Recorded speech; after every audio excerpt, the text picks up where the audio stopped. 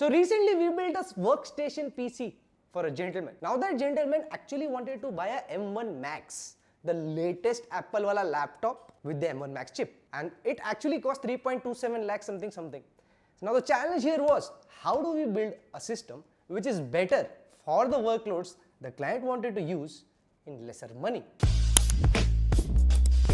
For those who are wondering what the workload was exactly, now it had a lot to do with Adobe Suite softwares. Adobe Suite में सब कुछ आ जाता है, video editing आ जाता है, photo editing आ जाता है. Now we all know that Apple's marketing engine has actually built up the M1 series of processors with their performance improvements, not without reason obviously, to be one of the best for that apparent workload. तो हमने सोचा क्यों ना इसको challenge किया जाए और वो भी कम पैसों में. So let's quickly talk about the specs for this PC.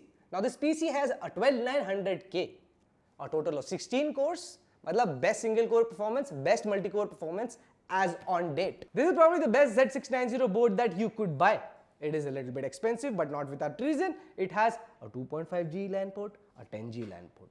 It has 4 M.2 Gen 4 port. It has dual Thunderbolt up to 40 GB per second, मतलब हर एक चीज 16+1 power phase, मतलब खत्म. On the RAM side, it has 64 GB of 5200 MHz Dominator RAM by Corsair, 3060 Ti, Zotac Twin Edge OC version, और इसका cooler तो you can see it has a little bit of a fancy cooler, probably one of the better AIs to actually cool the 12900K, and an 850 power supply and an amazing case by LanCool Mesh 2. तो ये हो गई spec की बात. Now spec isn't everything. Before we start talking numbers, what we should be talking about is how much of a better performance we can get in the same budget if we build a PC instead of buying the Mac. Now let's kick things off with CPU benchmark. Now CPU benchmark में Geekbench अगर हम लेंगे तो single core clock speed, you will notice that the M1 Max surprisingly is really close to a 12900K.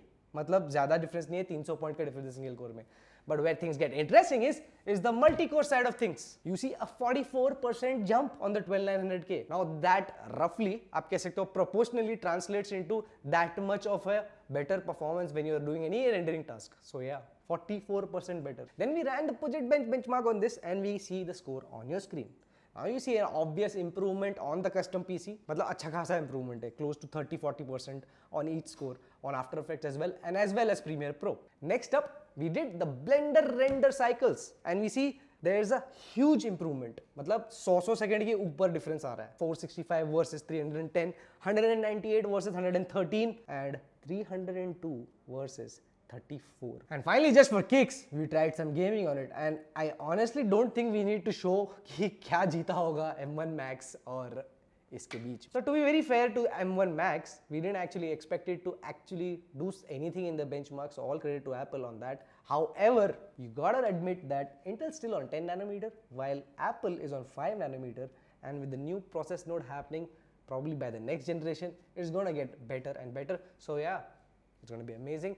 Thank you for watching our video. Stay tuned for more.